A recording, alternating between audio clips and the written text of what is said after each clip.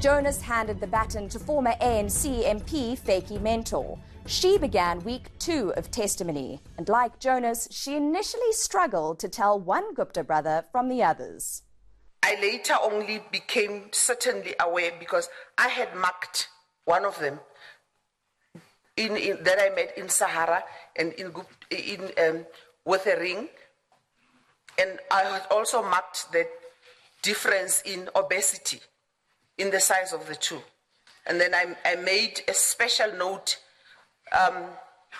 much later also to familiarize myself in terms of distinguishing the names, because to me, Ajay and Atul are two confusing Indian names. Mentor made severe allegations against the Guptas. Further, she implicated the former president and his son. The man that I know as Rajesh then disappears somewhere into the house and Atul stays with me. He tells me now, whilst we are in the house, that the president will come in. Before the president, he tells me that the brother that we met at Sahara would come and meet me there. That was a bit odd for me. Now I figured out what he meant only then when he said, we'll meet again. Because it was odd that we met at Sahara. We have no business together. And yet, I thought I was coming to a holding place for the president. He also now tells me that the president will also come there for a meeting. And he says to me, he asks me what they could offer me to eat and drink. And he tells me that he will go and fetch, that they have a chef, and that he will go and fetch a chef who would, through whom I could ask what to eat and drink. If I'm seated this way, the pillar is to my right and the window, he goes in that direction, and that's the direction of the kitchen. And he comes back with a young Indian man who is wearing a white vest, who is barefooted. And this young man was almost bowing to kneel before me, and I asked him to please, let not the young man bow or kneel before me. I took exception to that, because for me,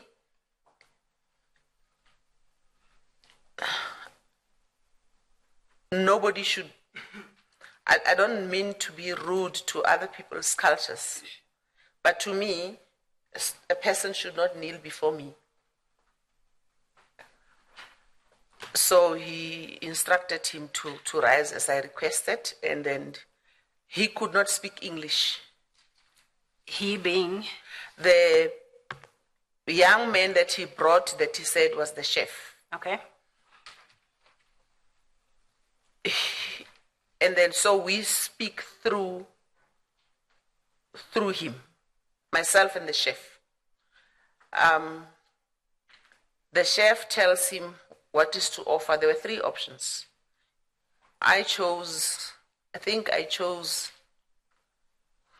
mutton curry. R.J. Gupta subsequently filed an affidavit disputing most of Mentor's version. Gupta asserts his family, as vegetarian Hindus, would not keep lamb at home. He's also denied her description of the Saxonwold property. They were quite beautiful. I remember the gold detail, and I remember wondering whether it is real gold or whether it's gold gilded. They were quite beautiful. I remember the mirror particularly, and I think, I'm not an expert in art, but I think they moved more towards French whether real French art or not, but they were really beautiful. I know that all the mirrors that I love are French. So I remember that mirror because I really admired it. It was beautiful. In November, she wrote to the inquiry to retract her mention of Fana Hlongwane, something that had tripped her up before. When I pull a surname from my memory, it might pull an associated name. And it's a mistake I cannot explain. That I can only say that because when I wrote the book, and also both Mr. Fana Hlongwa and Hlongwane had been on the media a lot. So for me, Hlongwa always goes with Fana, and Hlongwane always goes with Brian. So I think that's how the mistake came about. That once Hlongwane pulls out of my memory, it pulls together with the name Brian. Mentor's testimony has been sharply criticized. Here's the MKMVA's Carl Niehaus. Talk facts and let them not expose themselves to be people who are more interested in promoting their own self-interests. At the end of the day, truth will prevail. And we know that Vytjie Mentor, that Praveen Gordhan, and many of the others who are there will stand exposed as the liars that they are. She repeated allegations first made in 2016. Mentor accused a Hawks official of tampering with her initial written statement. One Mtolo is accused of removing Zuma's name from the typed version. Your complaint against the former president was that of a corrupt relationship between himself and the Gupta family. I'm trying to understand whether that would... Including his son. Including his son, but would it be correct to describe generally that was what you were trying to convey? Yes, insofar as the president is concerned. Yes, but there were other people that you were including. Yes, Okay, Chair. thank you. Her 3 days' testimony prompted applications for cross-examination. It's expected Duduzane Zuma, among others, will test her version in early 2019. Next came former government spokesperson Themba Maseko, who, like Mentor, directly implicated Zuma. It was too much of a coincidence for me that as I was proceeding to the meeting, I then get a call from the president saying I must go and meet them and that I must assist them. So it demonstrated to me that what Ajay Gupta in particular was trying to do was to demonstrate that he has influence in the highest office of the land. Maseko described the man as boastful. He said, no, and I quote, that is how the system works now. If there's any minister who's not cooperative, I tell him, and by that he meant tell President Zuma, and he sorts them out. And the impression I got from the conversation was that we were in a state where there was a parallel state in place, a parallel system of government, where decisions about procurement and other government decisions were now taken in the compound. And by system, he meant that's how things work. He issues an instruction to whoever works in government. If you don't comply, you're then summoned to sex and world.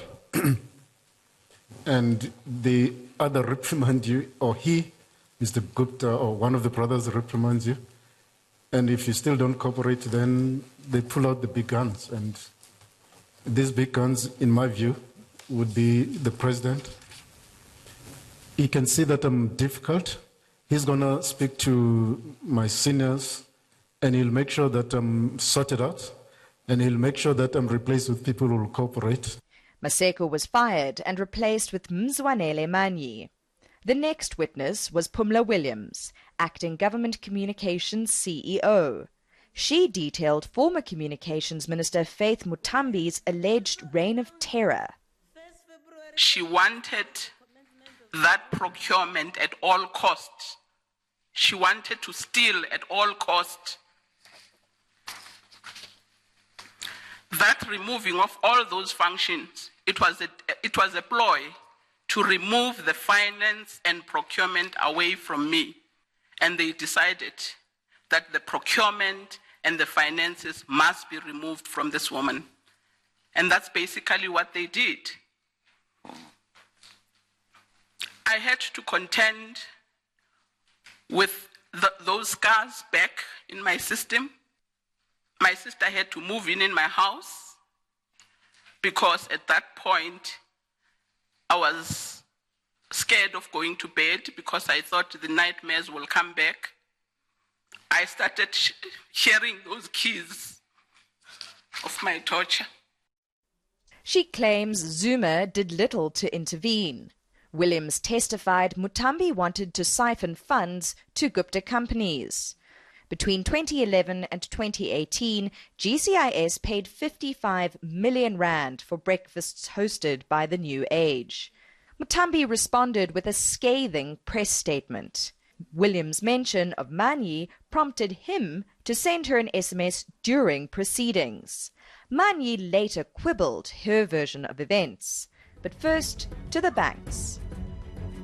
Coming up, the Commission heard of efforts to reopen Gupta-linked accounts, and one cabinet minister's named as leading the charge.